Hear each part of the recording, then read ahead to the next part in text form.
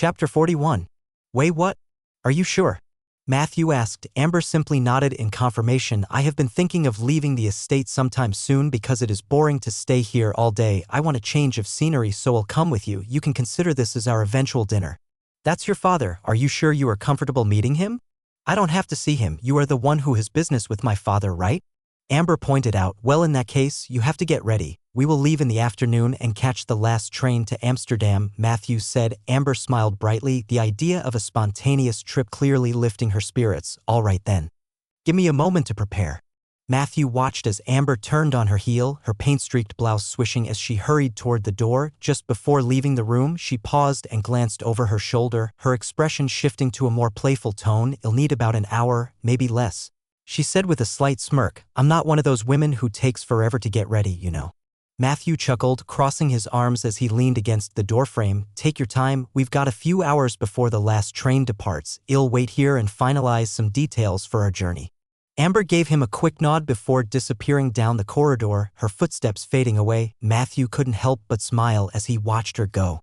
There was a lightness in her demeanor that he hadn't seen before, something that came alive when she talked about breaking free from the confines of the estate. He took a seat near the window, pulling out his pocket watch to check the time. They would need to leave the estate no later than 3 in the afternoon to catch the evening train that left them, with just enough time to get to the station without any delays. About 45 minutes later, lost in thought, he almost didn't hear the soft patter of footsteps returning down the hallway. He looked up just as Amber re-entered the room. Now dressed in a simple but elegant travel outfit, her hair, once messy from painting, was now neatly styled and her cheeks held a healthy glow. Well, she asked, spinning lightly on her heels, do I pass your inspection? Matthew's eyes widened slightly, genuinely taken aback by her transformation. You look absolutely lovely, he said honestly, but you always do, even with paint on your face. Amber laughed softly, a light blush dusting her cheeks. Thank you, Matthew. Now, let's not waste any more time. I'm ready whenever you are. Matthew stood, pocketing his notes and gesturing toward the door. Then let's go. Together, they made their way to the front of the estate where Matthew's automobile was parked. You brought along your automobile, huh? It saves me a lot of time. Oh right, I need to get this automobile back to the factory first and then take the horse-drawn carriage to the train station, Matthew informed as he opened the passenger door. Amber gave Matthew a curious look as she settled into the passenger seat. Must you return it to the factory now? Wouldn't it be easier to drive directly to the station? Matthew shook his head, a wry smile on his lips as he explained. Unfortunately, the train station in town isn't designed to accommodate vehicles like this. Plus, the streets around it are far too crowded. Trust me. The carriage will be faster once we reach that part of town. Amber nodded, understanding his reasoning, though she seemed a bit disappointed to leave the automobile behind so soon. Well, I suppose that means I get one more ride in this contraption of yours, she said with a playful grin. I must admit, it's quite thrilling. Matthew chuckled, appreciating her growing fondness for the vehicle. He turned the ignition lever and the engine roared to life as they sped down the estate's driveway. Amber leaned back and let the wind tousle her hair, her laughter carried away by the breeze. It was a moment of pure freedom, something she rarely experienced within the confines of her father's estate. The drive to the factory was swift, with Matthew expertly navigating the narrow roads as they pulled into the factory yard. Matthew quickly brought the automobile to a halt. It'll just be a minute, he told Amber as he jumped out, signaling one of the mechanics to take over. Amber watched him as he exchanged a few quick words with his staff, ensuring the automobile would be properly tuned and ready for its next use. The efficiency with which he handled his business never ceased to impress her. True to his word, Matthew returned promptly. He offered his hand to help Amber down from the automobile, and they made their way to the waiting carriage that was now ready to take them to the station. The carriage ride was more leisurely, allowing them to take in the sights of the bustling town. I must say, Matthew, she began, her voice soft as she watched the town pass by, I've been looking forward to this for quite some time. Matthew glanced at her, noticing the wistfulness in her tone. Well, consider this the first of many adventures, Amber, he replied. If your father gives me a hard time about bringing you along, I'll take full responsibility.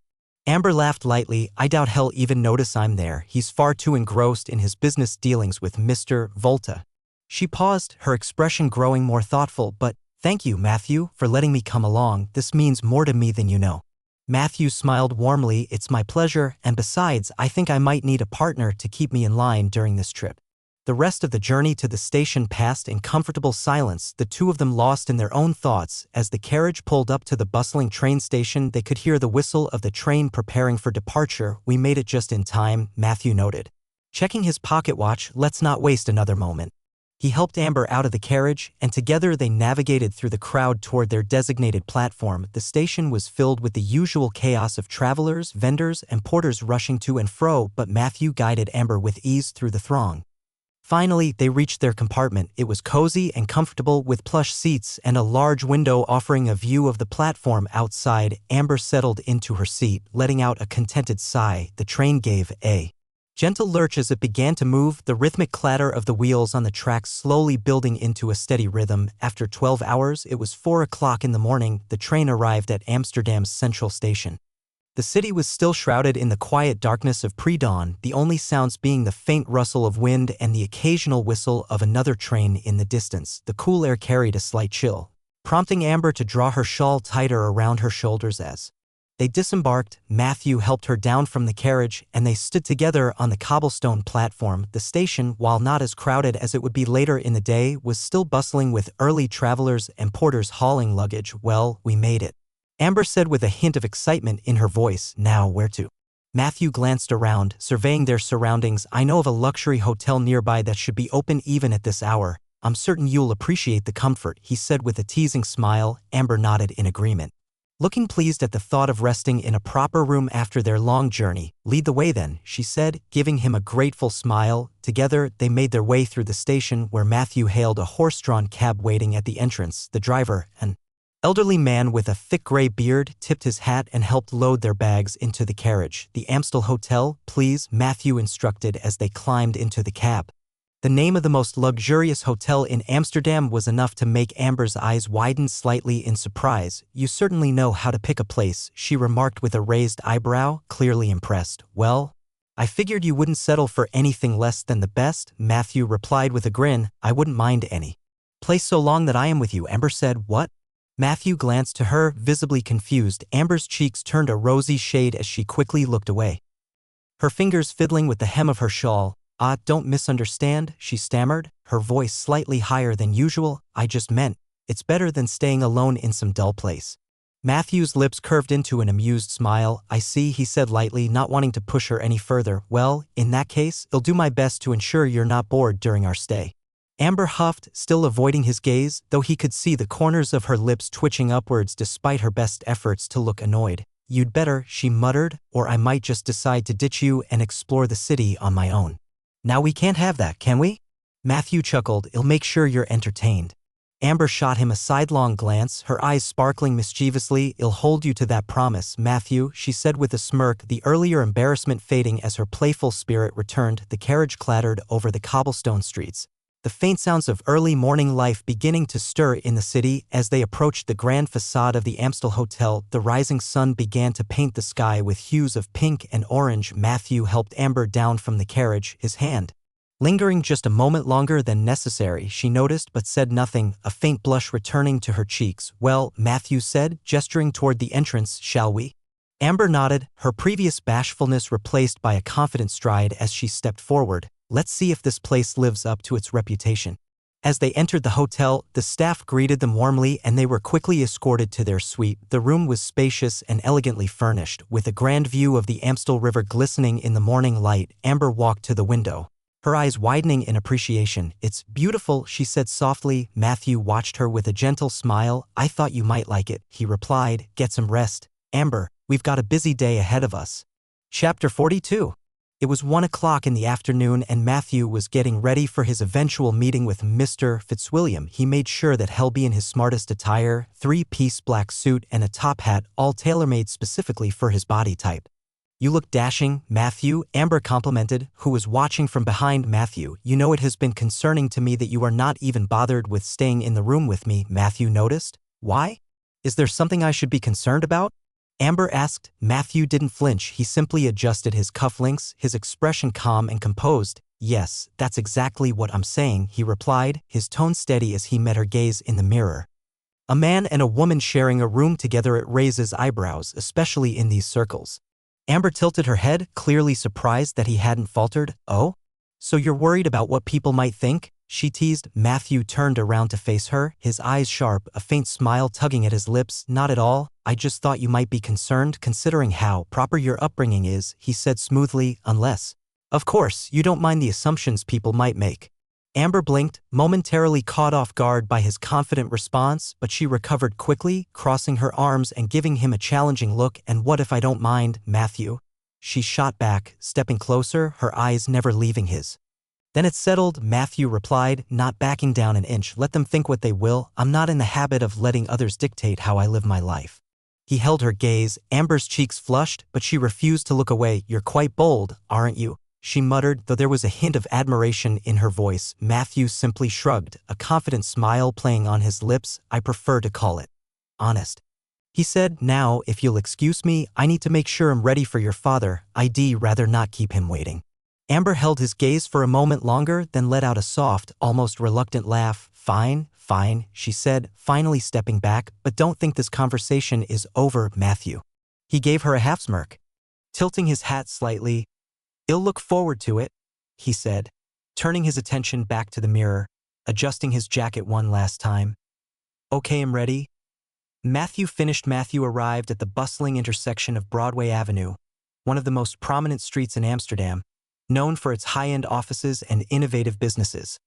The city had begun to stir to life with the afternoon crowd, horse-drawn carriages rattling along the cobblestones, and pedestrians rushing to their appointments. Matthew wrinkled his nose slightly as the pungent scent of the muddied streets assaulted his senses.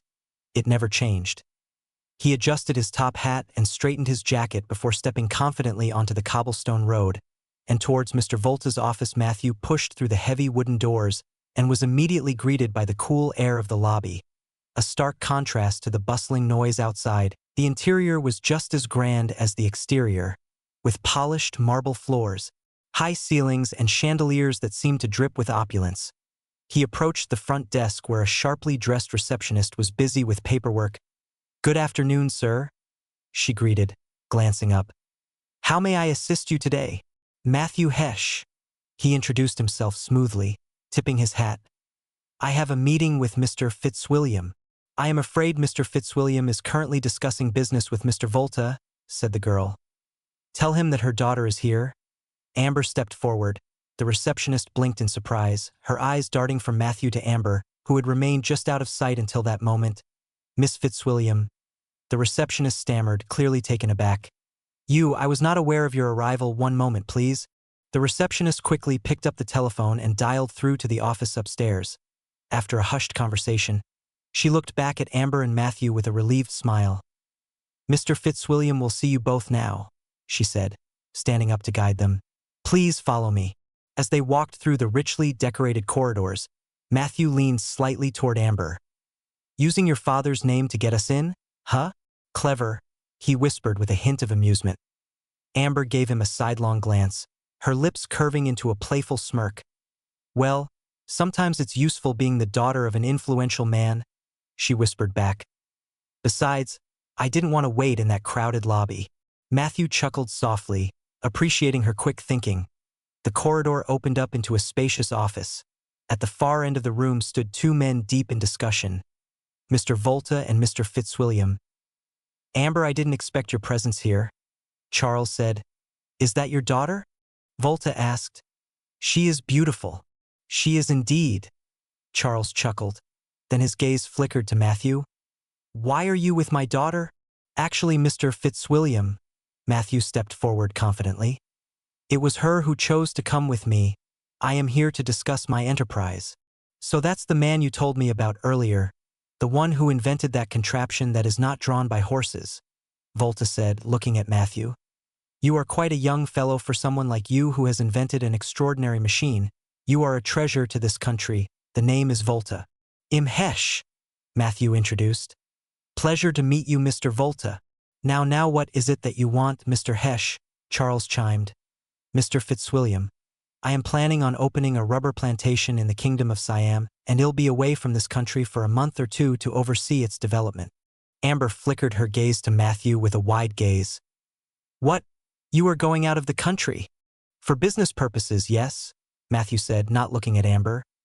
You don't need my permission in that matter, Mr. Hesh, Charles said. I know, but given that I am leaving the country, there will be no one overseeing the enterprise here, Matthew explained. I was hoping that since you are the chairman of my company, you might consider appointing someone in my stead to oversee operations while I'm away. And what makes you think I would grant such a favor? Trusting someone to manage your business while you gallivant across the world is no small request, especially considering the scale of your plan. I wouldn't ask if I didn't have confidence in your judgment, Mr. Fitzwilliam. You've invested in my company because you believe in its potential, ensuring its continued success benefits both of us.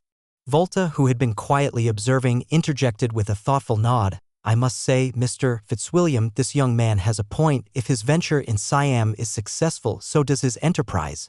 Charles glanced at Volta, then back at Matthew. There was a flicker of consideration in his eyes before he spoke. Very well, Hesh, but I will only agree if you allow me to appoint my own overseer. Someone I trust implicitly to ensure everything runs smoothly in your absence. Matthew inclined his head, knowing better than to push his luck. I trust your judgment, sir. As long as they uphold the standards I've set, I welcome the assistance. Father, if Matthew is going to be away for so long, I would like to accompany him. Both Charles and Matthew turned to her, surprised. Absolutely not, Charles said firmly, his eyes narrowing. I won't have you traipsing off to the other side of the world on some business expedition. Amber squared her shoulders, her eyes flashing defiantly. Why not? Amber, it's best if you are going to stay here, Matthew said, but Miss Amber, it is a business trip of mine and there is no reason for you to come with me. Don't worry, it won't be long, it's just a 1 to 2 month trip. Chapter 43.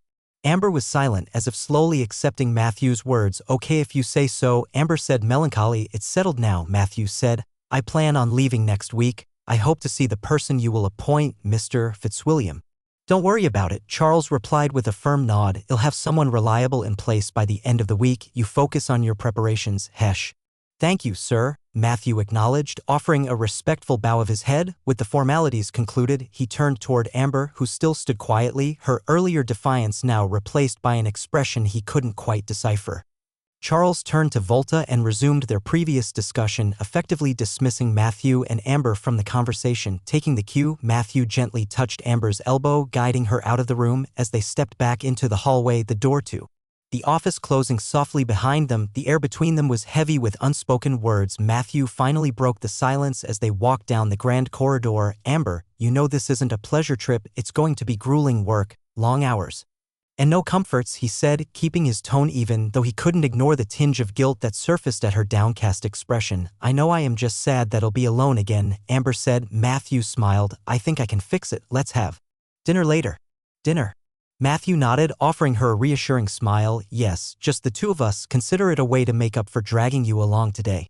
Amber's lips quirked into a hesitant smile. You don't have to do that, you know, she said, her tone half playful. I can't have you feeling obligated just because I looked a little sad.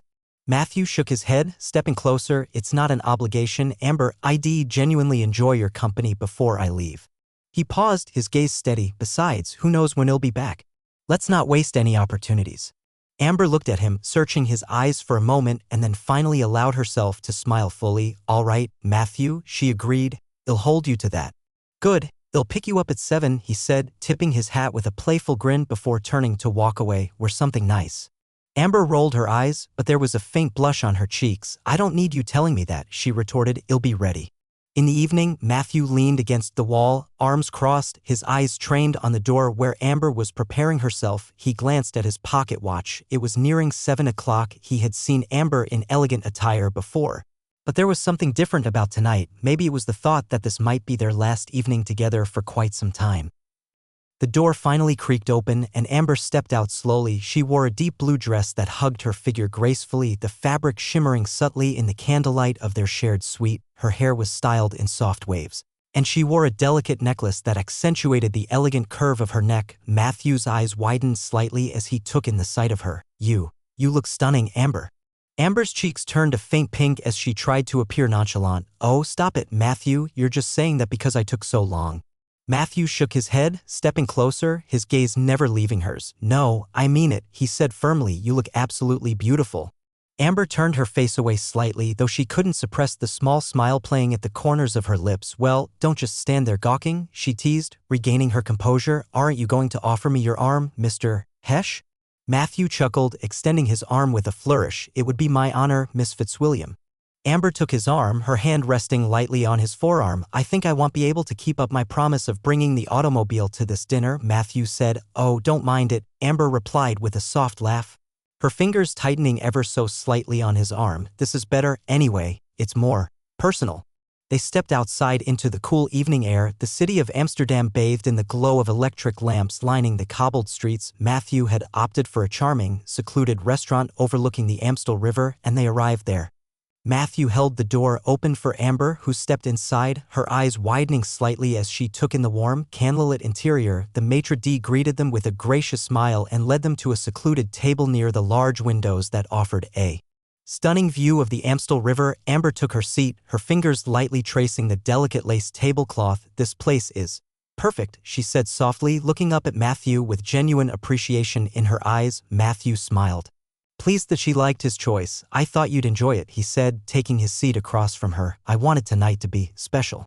The waiter arrived to take their orders, and they chose a selection of the finest dishes the restaurant had to offer, complemented by a bottle of rich red wine. Amber took a slow sip of her wine, her eyes fixed on the flickering candlelight between them. There was a pensive silence that seemed to stretch on. Matthew, she began, her voice barely louder than a whisper. Do you like me? Matthew's eyes met hers. He didn't falter, didn't look away. Instead, he leaned back slightly, taking in the vulnerability in her eyes. Amber, he said slowly, I think any man on this planet would want you as their partner. I mean, who wouldn't? You are beautiful, intelligent, and passionate. I would be lying if I told you that I don't like you, but if we are going to take our relationship to the next level, I have to prove something to you. Prove what? You'll see. Chapter 44.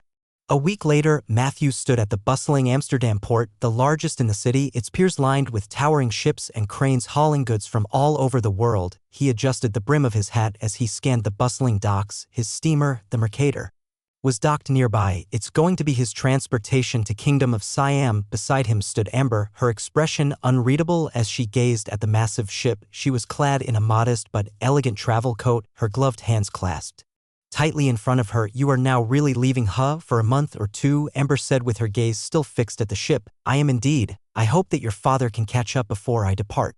He said he'll be late, but it won't be that long, Amber assured. He had brought with him the gentleman that will be running your business while you are away. Is that so?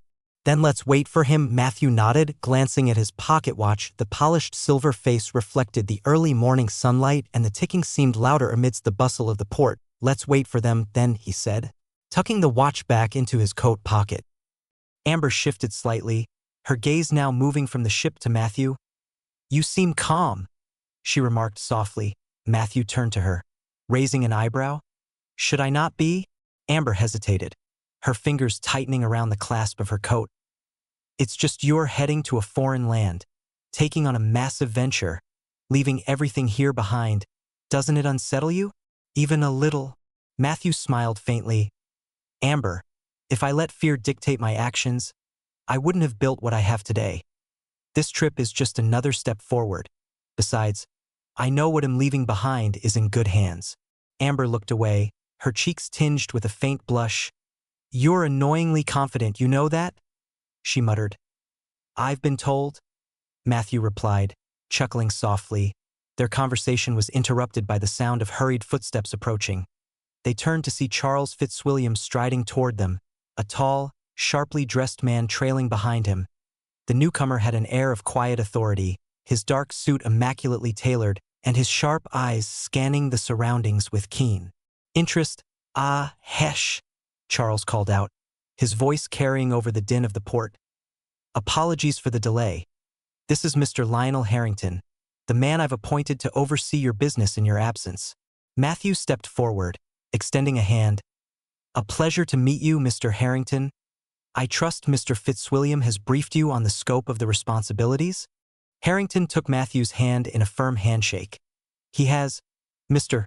Hesh, rest assured, your enterprise will be in capable hands. My role is to maintain stability and ensure everything runs smoothly until your return. Good, Matthew said with a nod. I'll leave detailed instructions in my office. If any unforeseen issues arise, I trust you'll make the right decisions. You have my word, Harrington replied confidently. Charles clapped a hand on Harrington's shoulder, his expression one of approval. You couldn't ask for a better man. Hesh, Lionel's expertise in operations and his attention to detail are unparalleled. I'll take your word for it, sir, Matthew said, turning back to Amber. She had been quietly observing the exchange. The whistle of the Mercator sounded. A long, resonant call that signaled the ship's imminent departure. Matthew exhaled softly, turning to Charles. Thank you, sir, for making the arrangements. I'll leave everything here in your and Mr. Harrington's capable hands. Safe travels, Hesh, Charles said. His tone sincere. Matthew's gaze returned to Amber, who stepped forward, her gloved hands clasped tightly. You'll write, won't you? Every chance I get, Matthew promised, his voice steady. And when I return, we'll pick up right where we left off. Amber nodded, her lips pressing into a thin line as if holding back words she wasn't ready to say. Matthew tipped his hat one last time before turning and walking up the gangplank. As he reached the deck, he turned, his eyes searching the crowd below until they found Amber. He waved a hand and she waved back. Sir, said the uniformed official who approached Matthew with a polite nod. It's time to escort you to your suite as one of our VIP passengers. We've prepared accommodations to ensure your comfort throughout the voyage. Matthew gave a quick nod, adjusting his coat. Very well, lead the way. The interior of the Mercator was nothing short of grand. The polished wood-paneled walls gleamed under the warm glow of ornate chandeliers, and the carpets were plush and immaculately clean. Matthew couldn't help but appreciate the attention to detail as they passed through the main hallway. This way, sir, the official said, leading him toward a private staircase reserved for the ship's distinguished guests. Your suite is on the upper deck, offering a clear view of the sea. When they arrived at the suite, the official opened the door and stepped aside to let Matthew enter. The room was spacious and elegantly furnished, with a large bed draped in fine linens, a writing desk by the window, and a private balcony overlooking the vast expanse of the port and the water beyond. We hope this meets your expectations, the official said. It exceeds them, Matthew replied, his tone genuine. Thank you. The official gave a courteous bow. If you require anything, please don't hesitate to ring for the steward. Dinner will be served in the main dining hall at 7, but should you prefer, we can arrange for private dining here. Matthew nodded in acknowledgement. I'll keep that in mind. As the official departed, Matthew set his hat and coat on a nearby stand and walked to the balcony. Looking down at the port once more, he caught sight of Amber, Charles, and Lionel, who were seemingly preparing to leave. 2 months shall have to open a rubber plantation, get it running, and then return after everything is secure. He can't afford to make a mistake here, as failure here would mean his chain of supply would be affected. Chapter 45. The journey to the Kingdom of Siam from Amsterdam took about 45 days. That's a month and a half, a long voyage that was so inefficient that even in the middle of the trip, Matthew would get frustrated by it. In his previous world, it would only take hours. Unfortunately, this was the fastest transportation to get to and fro in any part of the globe. Good thing for him. He didn't let those days come to waste, as he used that time to draw schematics of his future enterprises. The thought of making an airplane in the near future is not far from reality. If he could make automobiles, he could make everything else. In total, he had drawn about 103 blueprints, which he had stowed securely in a blueprint canister. Seconds later, there was a knock on the door. Mr. Hesh, we have arrived at the port of Bangkok. The steward's voice came through the door. Matthew placed the final touches on the notes he had been scribbling in his journal before closing it with a snap. He stood, stretching briefly, and then moved to retrieve his travel case and the blueprint canister, securing it carefully in his luggage. Thank you, Matthew called back. I'll be out shortly. He took a moment to adjust his attire, ensuring that his suit was impeccable. He smoothed the lapels of his coat, straightened his tie, and checked his reflection in the small mirror mounted above the dresser. His image was that of a confident entrepreneur, ready to take on the challenges of a foreign land. When he stepped out onto the deck, the sight of Bangkok's bustling port greeted him. It was like stepping into another world, a symphony of sights, sounds, and smells unlike anything he had experienced before. The vibrant chaos of the port unfolded before him, with workers hauling goods onto rickety carts, merchants shouting their wares in Siam. The Chao Phraya River stretched out before him, its surface dotted with long-tail boats and barges ferrying goods and people. Towering golden spires from distant temples glinted in the sunlight, a stark contrast to the bustling modernity of the port. First things first, He has to get to the embassy of Amarathia. From there, he could establish his initial contacts, seek advice, and ideally, secure a reliable guide to navigate this unfamiliar territory. A well-dressed man in a light linen suit approached him, his appearance standing out against the rough-edged laborers and merchants. His features were sharp, his expression confident but friendly. "Mr. Hesh, I presume?" the man said, bowing slightly. "I am Nyron, sent by the Amarathian embassy to escort you. The ambassador is aware of your arrival and has arranged accommodations for your visit. I trust your voyage was tolerable." "Tolerable enough, thank you," Matthew replied, meeting Nyron's gaze and extending his hand. "I appreciate the embassy's foresight in sending someone. Time is a valuable commodity, and I'd like to get started as soon as possible." "Of course," Nyron said, gesturing toward a waiting carriage. "Please follow me. It'll take you to the embassy, where the ambassador is eager to meet you." As they made their way through the port, Matthew took in the surroundings. Monks in saffron robes walked in single file, beggars knelt with palms outstretched, and merchants haggled loudly with customers over bundles of rice, textiles, and spices. The carriage ride to the embassy offered a reprieve from the chaos. Nyron provided Matthew a brief overview of the country. "The king has recently invested in significant infrastructure projects," Nyron explained. "Railroads, bridges, and modern ports are all being built to connect Siam to the rest of the world. Entrepreneurs like yourself are viewed as crucial allies in this effort." "That's promising," Matthew said. They arrived at the embassy. A uniformed guard opened the gate for their carriage, and Nyron gestured for Matthew to step down. "This way, Mr. Hesh," Nyron said, leading him up the marble steps toward the entrance inside. A young attendant greeted them with a bow before guiding them to the ambassador's office. The ambassador, a tall man with silver hair and a dignified presence, rose from behind his desk as they entered. He extended a hand with a warm smile. "Mr. Hesh, welcome to Siam. I'm Ambassador Roland. We've been eagerly anticipating your arrival." Matthew shook the ambassador's hand firmly. "Thank you, Ambassador. I'm grateful for the support your office has extended to facilitate my visit." "Please, have a seat," Roland said, gesturing to a pair of upholstered chairs near his desk. As Matthew sat, Nyron took his place near the door, quietly observing. "I understand you're here to establish a rubber plantation," Roland began, folding his hands on the desk. "You couldn't have chosen a better time. The Kingdom of Siam is in a unique position, rich in natural resources and eager to modernize. There's tremendous potential here. Do you have a location in mind?" "I do," Matthew said. "I want a plantation to be in a region with a high density of rubber trees and optimal conditions for their growth.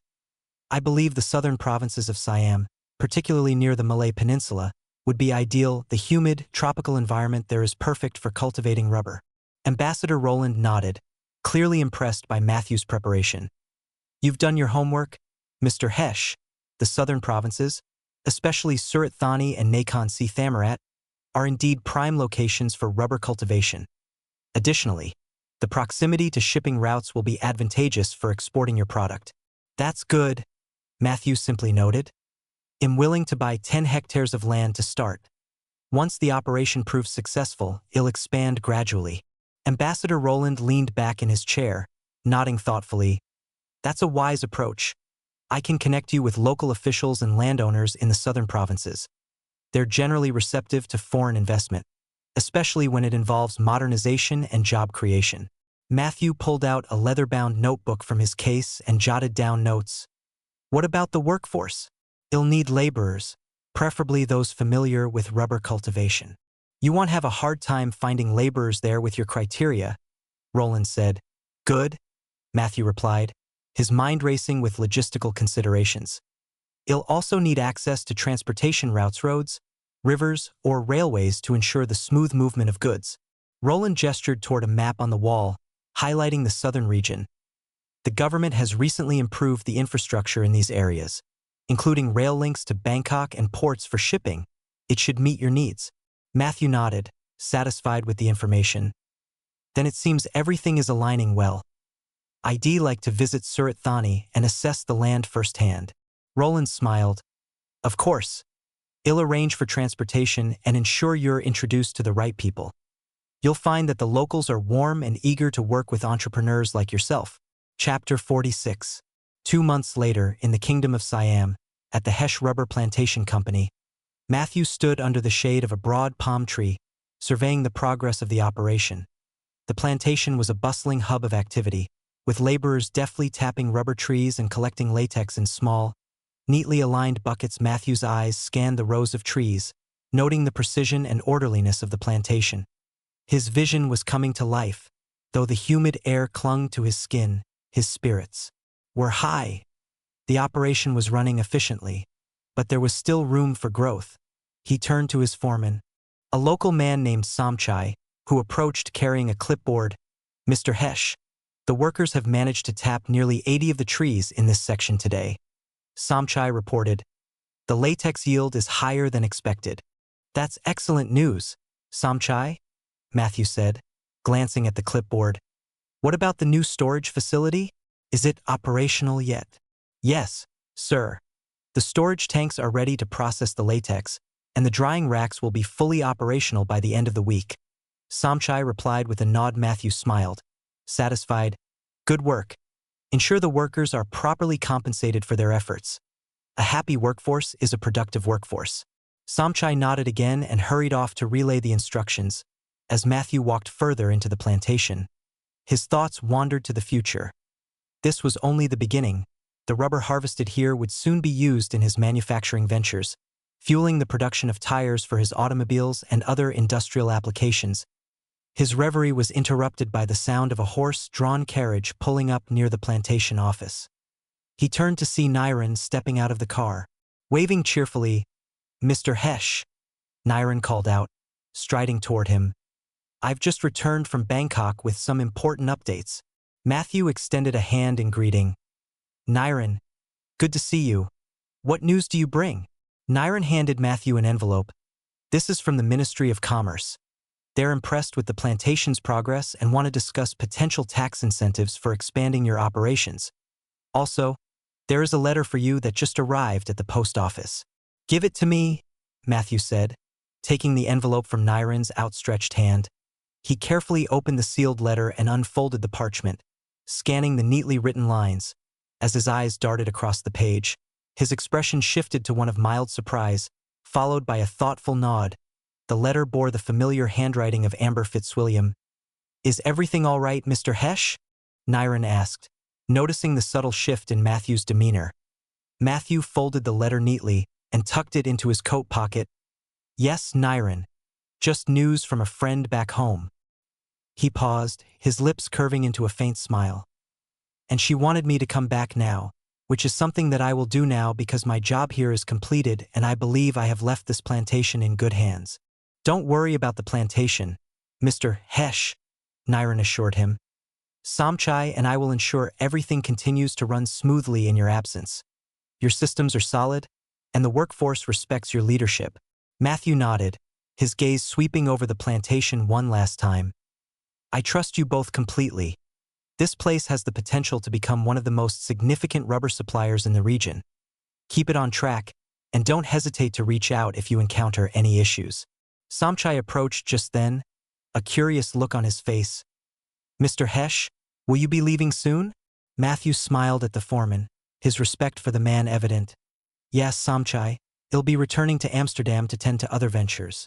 The rubber that we are making here was already refined now, and I will bring it back along with me." He glanced at the neatly stacked crates of processed rubber near the storage facility. "Ready for transport, Somchai?" Matthew said, turning to his foreman. "Ensure these crates are loaded carefully onto the ship." "Understood, Mr. Hesh," Somchai replied. "Everything will be handled with care." Matthew extended a hand toward the foreman, who took it firmly. "Thank you, Somchai. Your leadership here has been invaluable. Continue to guide the team with the same dedication." Somchai bowed slightly, a gesture of respect. "It has been an honor, sir. We will not disappoint you." Narration, standing nearby, gestured toward the waiting carriage. "The ship to Amsterdam departs this evening. Shall we head to the port, Mr. Hesh?" Matthew took one last look around the plantation, imprinting the image of its orderly rows of rubber trees, hard-working laborers, and bustling activity into his memory. Yes, let's go. As the carriage rolled away from the plantation, Matthew leaned back against the seat, allowing a moment of reflection. The past few months had been a whirlwind of challenges and accomplishments, from securing the land to setting up operations and now exporting their first shipment of rubber. The journey had been nothing short of transformative. Arriving at the bustling port of Bangkok, Matthew was met with a flurry of activity. Longshoremen loaded cargo onto massive steamships, merchants haggled over goods, and officials barked orders to keep the flow of commerce smooth. Narration accompanied Matthew to the ship, ensuring the crates of rubber were loaded securely. As the ship's horn sounded, signaling its impending departure, Matthew turned to Narration. "Thank you for everything. Your assistance and guidance have been instrumental." "It was my pleasure," Narration said with a slight bow. "Safe travels, Mr. Hesh, and may your ventures continue to thrive." Matthew ascended the gangplank, standing at the ship's railing. He watched as the port of Bangkok grew smaller and smaller, fading into the horizon. As he reached into his coat pocket, he retrieved Amber's letter, rereading her familiar handwriting under the golden glow of the setting sun. He wasn't able to keep his promise of returning home in just 2 months. After all, the trip alone would take 1.5 months, plus 2 months stay in Siam, and 1.5 months back. Surely she would be angry, but if one were to think about it, who cared about her feelings? He just wants to make his automobile to roll out like soldiers, where it will dominate the battlefield across Amarathia and beyond. Chapter 47. Matthew stepped off the ship at Hudson Dock, Amsterdam, feeling the crisp air hit his face after months away. The busy sounds of the dockworkers shouting, crates being moved felt oddly comforting. His eyes quickly found 2 familiar faces waiting near a carriage. Charles Fitzwilliam, ever composed in his neat suit, stood tall, while beside him, Amber Fitzwilliam wore a warm smile that instantly caught Matthew's attention. He returned her smile, his tiredness melting away for a moment. "Welcome back, Hesh," Charles greeted, stepping forward and shaking his hand. "That must have been quite a journey." "It was long but worth it," Matthew replied, shaking his hand firmly. "The rubber shipment is being unloaded as we speak. We've brought back enough to get started." Amber stepped closer, her smile softening. "You look exhausted, Matthew. Did you even take a break on the way back?" Matthew chuckled lightly, glancing at her. "Not much time for that. There was too much to plan. But seeing you here makes it all worth it." Amber blushed slightly and looked away, her voice quieter. "We're glad you're back." Charles cleared his throat. "Yes, welcome back, Hesh. It's been almost 6 months since you were away, and I have some important news that I bring." "Ho? What could it be?" "There is a World's Fair happening this year that will be held in the Francois Republic. In order to attract future customers for your automobile, that is the best platform to showcase it." "World's Fair, huh?" Matthew repeated, his expression shifting into one of deep thought. "That's quite the opportunity. If we play this right, it could put our automobile on the map internationally." "Exactly," Charles said with a nod. "The Francois Republic is hosting some of the most influential figures in industry, science, and innovation. If you want to make a statement, this is where you do it." Matthew rubbed his chin, considering the idea. "How long do we have before it starts?" "For months," Charles replied. "Plenty of time to prepare, but not enough to waste even a day. Your engineers told me that you were planning on making different models of automobiles?" "Yes, that was true. Don't tell me you are rushing me to do all different kinds, huh?" "Unfortunately, you thought right," Charles confirmed. "As the angel investor of your venture, I want you to build what you promised. You said you were going to change the automobile industry, right? Then show it to me." Matthew chuckled. He had never anticipated this challenge before, but he understood the challenge. After all, he was once an investor in his previous life, rushing inventors to finish their prototype before the specific deadline to see if he could make money from it or not. He knew that Charles hadn't yet realized the full enormity of profitability of the automotive industry. Even if he had invested a copious amount of money in him, Matthew smiled, shaking his head slightly. "All right, Charles, I get it. You've put a lot of faith and money into this. It'll deliver, but you're asking for different models, which means extra work. It won't be easy." "I don't expect it to be easy, but I know you, Hesh. If anyone can do it, it's you. You have proven yourself when you invented that air brake for the trains, Your skills of being able to invent revolutionary machines, Matthew interrupted Charles with a chuckle. All right, Mr. Fitzwilliam. I appreciate the vote of confidence. Since there is this enormous task ahead of me, I couldn't waste any time any longer. So, Mr. Fitzwilliam and Miss Fitzwilliam, it was a pleasure to see you two again. I'll have to take my leave. With that, Matthew walked over to the nearby street where he hailed a cab carriage. He boarded it and told it to head to the railway station. Meanwhile, Charles and Amber stared blankly at the disappearing carriage where Matthew was in. Did he just leave just like that? Amber said, visibly confused. Did he even miss my presence? A man of science like Matthew wouldn't care about something like that. But he acknowledged your presence, Amber. You don't have to feel bad about yourself. Wait, you were feeling bad about yourself? No, father, I don't. Amber fumbled dismissively. Don't tell me. You have taken a liking to Mr. Hesh? Charles' eyes narrowed, his gaze piercing Amber. No, of course not, Amber blurted, her cheeks flushing a deep pink as she waved her hands in denial. Why would you even think that, father? Charles raised an eyebrow, clearly unconvinced. Amber, you're a terrible liar. Your reaction just now tells me everything I need to know. Amber crossed her arms, turning her face away from him in an attempt to regain her composure. I'm not lying. I was just surprised, that's all. And maybe annoyed that he didn't even stay to catch up. That's it. Annoyed, huh? Charles said, his tone laced with amusement. You've never been this bothered when others brushed you off. So why is Matthew different? Amber shot him a quick glare. He's not. He's a friend, and he's been gone for so long. I thought he'd at least stick around to talk about his trip. This is going to be a problem, Amber. Whatever feeling that you have for Mr. Hesh, you better throw it away. You will marry a man I chose for you, and it's not going to be Mr. Hesh. Amber's lips parted as if she were about to respond, but she quickly pressed them together, holding back the words that threatened to spill out. Her hands clenched into fists at her sides, and her face turned crimson, not just from embarrassment but from the frustration simmering inside her. They were in public, surrounded by bustling dockworkers, passengers, and merchants. This was not the place for an outburst, and Amber knew it, but that didn't mean she had to accept her father's statement. Quietly, her jaw tightened as she glared at Charles. You've already decided that, have you?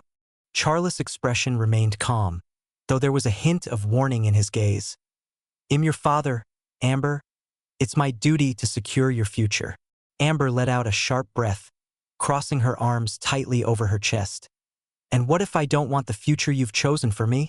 What if? She stopped herself abruptly, realizing her voice had risen slightly. A few nearby dockworkers glanced in their direction, and she quickly composed herself. Charles' eyes narrowed, his tone firm. Amber, this is not a discussion. It's an expectation. I know what's best for you, even if you don't see it now. I hate you, Father, Amber said. Chapter 48. Matthew arrived in Sylvania after a long and exhausting journey, ready to face the next challenge. The World's Fair was only 4 months away, but when he accounted for the travel time to the Francois Republic, he realized he had at most 3 months to finish everything. 3 months to design, build, and test a lineup of automobiles that would showcase his vision to the world. As he stepped off the train, the crisp air of Sylvania greeted him, mingling with the hum of activity in the bustling industrial district. The factory gates loomed ahead, opening slowly as if welcoming him back to the heart of his operation. Inside, his team of engineers, mechanics, and laborers stood ready, waiting for his instructions. Matthew wasted no time. Listen up, everyone, he called out, his voice echoing through the cavernous space. We have 3 short months to produce something extraordinary. This isn't just about a single model. We need an entire lineup to prove our worth on the world stage. The team exchanged determined nods. They had seen Matthew's ingenuity before, and his confidence inspired them. They knew this was an opportunity to make history. The first challenge, the sedan. Matthew decided to start with the sedan.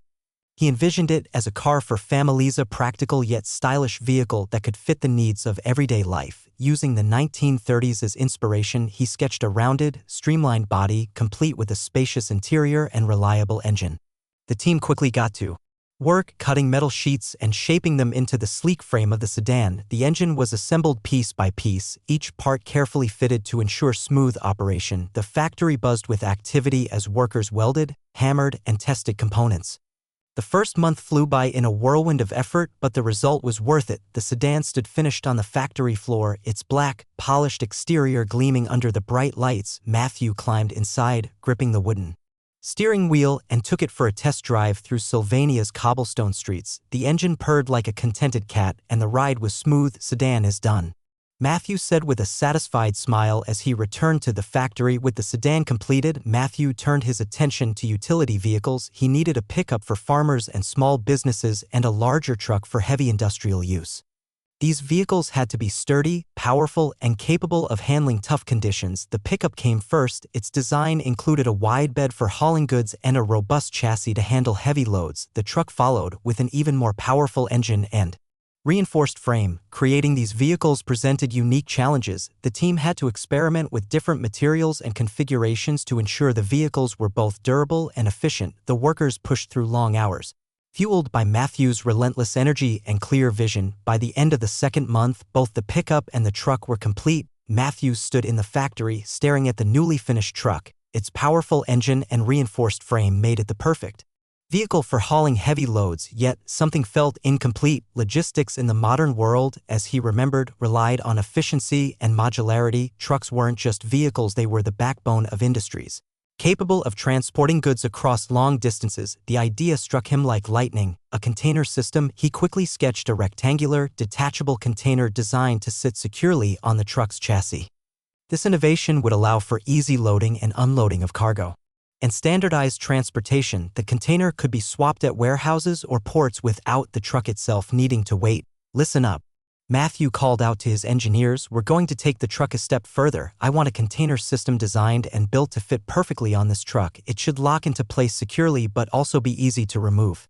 The engineers exchanged glances, nodding in agreement. They had come to trust Matthew's instincts, knowing his innovations often pushed the boundaries of practicality. While the container system was being developed, Matthew turned his focus to the SUV. He envisioned it as the ultimate multi-purpose vehicle, rugged yet luxurious, capable of handling rough terrains while offering comfort and style. Let's give it an elevated suspension, he told his team, something that can handle bumpy roads and steep trails. But I also want leather seats, a smooth steering system, and a dashboard that's practical and elegant.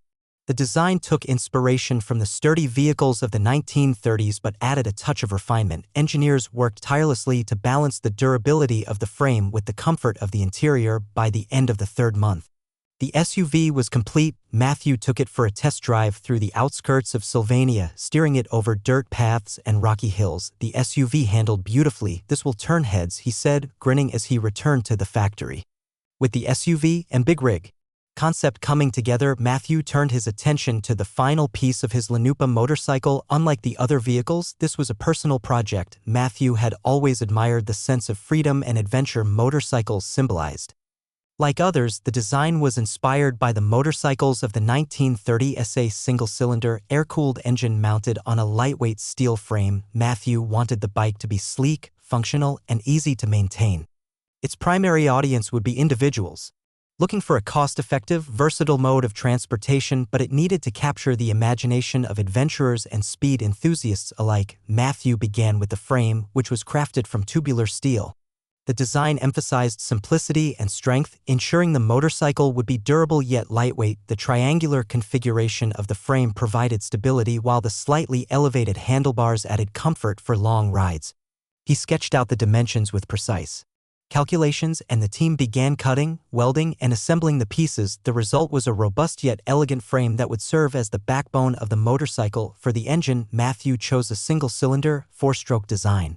It was simple to manufacture, fuel-efficient, and reliable, perfect for the diverse conditions it might face. He worked closely with the engine team, specifying a displacement of 350 cubic centimeters to deliver sufficient power without sacrificing efficiency. The team fabricated the components, including the crankshaft, piston, and valves, using high-quality steel and aluminum alloys. The air-cooled system required carefully placed fins around the engine block to dissipate heat effectively. Once the engine was assembled, it underwent rigorous testing on a bench. Engineers fine-tuned the carburetor and ignition system to ensure smooth acceleration and a steady idle. After several tweaks, the engine produced a satisfying growl that brought a smile to Matthew's face. The motorcycle's wheels featured thick, spoked rims paired with durable rubber tires designed for versatility. Whether on city streets or rough country paths, the tires would provide excellent grip and stability.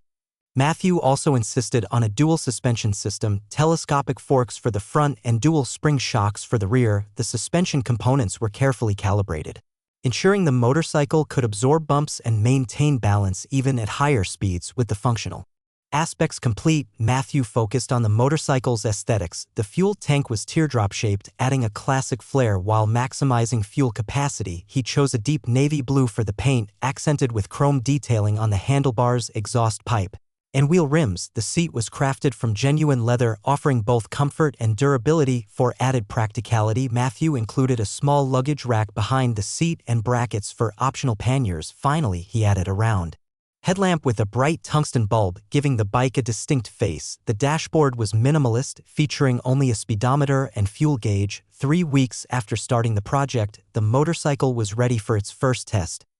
Matthew donned a leather jacket and helmet, eager to take it for a spin. A small crowd of factory workers gathered, watching with anticipation as he mounted the bike. The engine roared to life with a smooth, throaty hum. Matthew twisted the throttle and eased the bike forward, its responsive acceleration immediately impressing him. He steered it through the factory grounds, weaving between obstacles with ease. Satisfied, he took the bike onto the open road.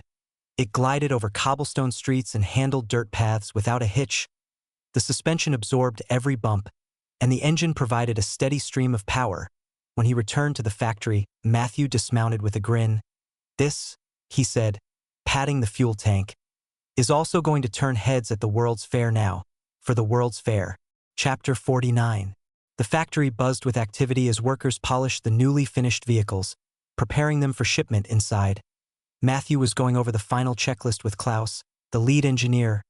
Every detail had to be perfect. The World's Fair was just weeks away, and there was no room for error. The sound of a carriage pulling up outside caught Matthew's attention. He glanced out the window and saw Mr. Fitzwilliam stepping down. His sharp suit as immaculate as ever. Charles Fitzwilliam was a man of presence, and even amidst the chaos of the factory, his arrival commanded attention. Matthew walked out to greet him, wiping his hands on a cloth. "Mr. Fitzwilliam, welcome to Sylvania. I wasn't expecting you this early." Charles smiled faintly, his eyes scanning the factory yard. "Good to see you, Hesh. I wanted to see your progress for myself. The World's Fair is too important to leave anything to chance." Matthew nodded, leading Charles into the main workshop. "Of course. Let me show you what we've accomplished." The first stop was the sedan. It stood gleaming under the factory lights, its sleek black exterior polished to perfection. "This is our family car," Matthew began. "Practical, reliable, and stylish. It's powered by a 4-cylinder engine, offering smooth performance while remaining fuel efficient." Charles walked around the car, inspecting its lines and design. He tapped the hood lightly. "It's certainly a beauty. Have you tested it?" "Thoroughly," Matthew replied. "It handles beautifully on both cobblestone streets and open roads. We've made sure the suspension absorbs shocks effectively for a comfortable ride." Charles nodded approvingly. "Good. Families need something dependable, and this looks like it fits the bill." Next, Matthew led Charles to the pickup truck. Its sturdy frame and wide bed immediately conveyed its purpose. "This is for farmers and small businesses," Matthew explained. "The chassis is reinforced to handle heavy loads, and the engine has enough torque to tackle tough terrains." Charles examined the truck's bed, running his hand along the edges. "How much can it carry?" "Over a ton," Matthew replied confidently. "We've tested it with maximum loads, and it performs without a hitch." Charles raised an eyebrow, clearly impressed. "Practical and durable. Businesses will appreciate this." Moving on, they stopped in front of the heavy-duty truck. The detachable container system was mounted securely on its chassis. "This is the future of logistics," Matthew said, a hint of pride in his voice. "The container system allows for easy loading and unloading, saving time and increasing efficiency." Charles studied the mechanism closely. "How does it work?" Matthew demonstrated, using a small crane to detach the container and place it on the ground. The container locks into place securely but can be swapped at warehouses or ports without the truck needing to wait. Do you know the average waiting time of horse-drawn carriages on the port to unload goods? Matthew continued as Charles observed intently. On average, a horse-drawn carriage spends hours unloading and reloading goods manually.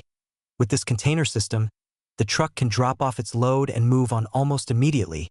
The efficiency gain is immense. Charles nodded, his fingers tracing the edges of the container. Meaning, with less time spent on the port or in the railway station, the faster the goods move throughout the supply chain, Matthew finished. This reduces delays, lowers costs, and increases profits for businesses. Imagine this system being adopted on a larger scale. Entire industries could be transformed. Charles tapped his chin thoughtfully, clearly impressed. You've not only created a vehicle but a new system of logistics. This innovation could change how commerce operates worldwide. That's the plan, Matthew said with a small smile. Efficiency is the key to progress. Now let's move on to the SUV. Matthew led Charles to the rugged yet elegant SUV. Its elevated stance, gleaming paintwork, and leather-trimmed interior immediately drew attention. This is our multi-purpose vehicle, Matthew began, designed for adventurers, families, or anyone needing a combination of durability and comfort. It can handle rough terrains without compromising on luxury. Charles ran his fingers over the leather seats and glanced at the dashboard and the engine. A 6-cylinder powerhouse, Matthew replied, enough torque to climb steep trails and horsepower to cruise effortlessly on open roads. We've also incorporated reinforced suspension for off-road durability. Matthew gestured toward a nearby test track that included steep inclines, rocky paths, and muddy trails. Would you like to see it in action? Charles gave a small nod. Lead the way. A test driver climbed into the SUV and started the engine. It roared to life with a deep, confident growl. The vehicle moved onto the track, effortlessly climbing the steep inclines and navigating the rocky terrain, even in thick mud. The tires gripped securely and the suspension absorbed every jolt. When the SUV returned, Charles stepped closer, peering at the unblemished tires and sturdy frame. This will make waves. Adventurers will love it and families will trust it. You've outdone yourself, Hesh. The final stop was the motorcycle. Its sleek design, navy blue paint, and chrome accents gave it an air of both sophistication and daring. This is personal, Matthew said. It's built for individuals who value freedom and efficiency. A lightweight single-cylinder engine makes it perfect for both city streets and countryside roads. Matthew straddled the bike, firing up the engine. Its smooth, throaty hum echoed through the workshop. Watch this. He rode the motorcycle across the yard, weaving between obstacles with ease. The bike responded to every movement as if it were an extension of his body. When he returned, Charles clapped lightly. This is more than just a vehicle, Charles said. It's a statement of independence. Matthew smiled as he dismounted. That's exactly what I wanted it to be. As the tour concluded, Charles turned to Matthew, his expression serious. You've done remarkable work here, Hesh. These vehicles aren't just products, they're innovations that could redefine their categories, but the World's Fair is no small stage. Are you confident these are ready? Matthew nodded firmly. We've tested them rigorously. The engineering team has worked day and night to perfect every detail. Now it's about presenting them in a way that captures attention. Charles smirked. Good, because at the World's Fair, you're not just selling vehicles, you're selling a vision of the future, and with what I've seen today, you're ready. Matthew extended his hand. Thank you for believing in me, Mr. Fitzwilliam. Let's show the world what we've built. Charles shook his hand firmly. Let's make history. Chapter 50. The docks of Sylvania were bustling with activity as the sun rose, casting a warm golden hue over the massive steamship moored at the harbor. Workers scurried back and forth, their shouts mixing with the rhythmic clanking of cranes and the creaking of wooden crates. Matthew stood on the elevated loading dock, arms crossed, watching every move with a sharp eye. His vehicles, his creation, were being loaded one by one onto the steamship bound for the Francois Republic, where they would take center stage at the World's Fair. This moment felt monumental, a culmination of months of relentless effort and sleepless nights. Klaus, the lead engineer, approached with a clipboard in hand. Mr. Hesh, the sedan and Mr. Hesh. The sedan and pickup have been secured in the lower hold. The SUV and truck are next. After that, the motorcycle will be loaded into its custom crate. Good, Matthew said, glancing at the checklist Klaus handed him. Double-check that the restraints are tight. I don't want any movement during transit, especially on rough seas. Klaus nodded. Already taken care of. We're using reinforced steel chains and padded mounts to prevent any damage. Matthew allowed himself a small smile. Excellent. Let's keep this pace up. The sooner we finish, the more time we'll have to prepare once we arrive. The low rumble of the steam crane interrupted their conversation as it swung over, lowering the gleaming black sedan onto the ship's deck. Dockworkers guided the vehicle into place, securing it with practiced precision. Matthew watched intently. Noting how carefully they handled the vehicle. Easy now, he muttered under his breath, his fingers twitching slightly. So that's the automobile you were going to showcase in the World's Fair? Amber commented. Matthew nodded. That's all of it, ma'am. I meant Amber. That is the result of us not seeing for a long time, Mr. Hesh. You were being formal, Amber noticed. Matthew turned to Amber with a small, apologetic smile. Old habits die hard, I suppose, but yes. These vehicles are the culmination of everything we've worked on for months. Amber stepped closer, her gaze sweeping over the sedan being secured on the steamship. They're magnificent, Matthew. I can see the precision and care that went into every detail, but tell me, are you nervous about the World's Fair? Matthew chuckled lightly, though his expression grew thoughtful. Nervous? Perhaps a little, but more than that, I'm eager. This is a chance to prove not just to others, but to myself, that these designs can stand shoulder to shoulder with the best in the world. Amber nodded, her admiration evident, and I have no doubt they will. These aren't just vehicles, they're a glimpse into the future. Their conversation was interrupted by the loud groan of the steam crane as it swung back to lift the SUV. The workers below gestured meticulously, guiding the massive vehicle onto the deck. Its elevated suspension and rugged frame drew attention. Even among the bustling activity on the dock, that one, Amber said, pointing at the SUV, it's bold, practical, yet elegant. I think it might be my favorite. Matthew raised an eyebrow, clearly amused. You said the motorcycle was your favorite. Amber crossed her arms, a playful smile on her lips. I'm allowed to have more than one favorite, aren't I? Matthew shook his head, laughing softly. Fair enough, the SUV is a special one. It's designed for versatility, adventurers, families, anyone who wants a vehicle that can do it all. Amber nodded appreciatively. I can see that, but you still didn't answer my question. Which one? Matthew asked, his attention momentarily drawn back to the workers securing the SUV. Why you're being so formal with me, Matthew? Amber pressed, her tone teasing yet curious. He sighed, lowering his gaze for a moment before meeting hers. I suppose I've just been so focused on the work that I've forgotten how to talk about anything else. It's been months of nothing but engineering, designs, and deadlines. Amber smiled softly. Well, it's good to see that underneath all that focus, you're still you. Before Matthew could respond, Klaus returned, clipboard in hand. Mr. Hesh, the SUV and truck are secured. The motorcycle is next. Do you want to oversee its loading personally? Yes, Matthew said immediately. He turned back to Amber. Care to join me? Amber tilted her head, intrigued. Why not? I've been dying to see it up close. The two followed Klaus to a small staging area where the motorcycle sat in its custom wooden crate. Its sleek, navy blue finish gleamed even in the dim light of the dock, and the chrome accents reflected the activity around it. The crate itself was carefully constructed, lined with padding to prevent any scratches or dents during the voyage. Beautiful, Amber whispered, leaning closer to examine the bike. You can see the craftsmanship in every inch of it. Matthew stood beside her, his pride evident. This one is personal. It's not just about utility or innovation, it's about freedom. I wanted something that could inspire the individual. Amber looked at him, her expression softening. And you've succeeded. This will turn heads, Matthew. The workers began carefully lifting the crate onto the crane, the process slower and more delicate than with the larger vehicles. Matthew stayed silent, watching every movement with a critical eye. When the crate was finally secured on the ship, he exhaled a breath he hadn't realized had been holding. That's the last of them, Klaus reported. Everything is loaded and secured. The ship is ready to depart on your command. Matthew nodded, his gaze lingering on the steamship. Good work, Klaus. Make sure the workers are compensated for their efforts. They've done an exceptional job. Klaus saluted briefly before heading off to relay the orders. Amber touched Matthew's arm lightly. This is it then. They're on their way. Matthew nodded again. Yes, now it's out of our hands. But the real work begins when we get to the Francois Republic. The sound of the ship's horn echoed across the dock, signaling its readiness to depart. Matthew, Amber, and Charles entered the steamship and began their journey towards alternate France.